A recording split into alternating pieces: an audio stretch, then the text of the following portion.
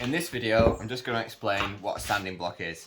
So you can normally buy your sandpaper in a long reel like this, and you'll be wondering, obviously, how you then sand your material.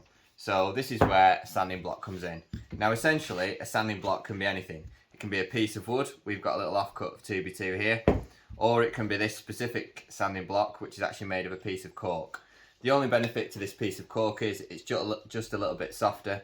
So if you're doing some sanding all day, then it's just a bit softer on your hands. Whereas a block of wood will do just fine as a sanding block. So once you've got your piece of sandpaper, you'll want to wrap it around your sanding block. So take your sanding block, line it up with the edge of your sandpaper, and then all you need to do is fold the sandpaper as tightly as you can around the sanding block. Once you've got that, you can put a little fold over here, just over the last corner. You can fold your sandpaper back on itself.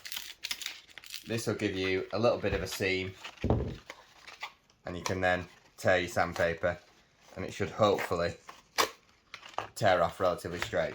So now you know your sandpaper is the right length. You can wrap it around your block again. And then you can sand down whatever workpiece you need to sand. So one of the benefits of a sanding block is it gives you a nice flat surface to rub against your workpiece.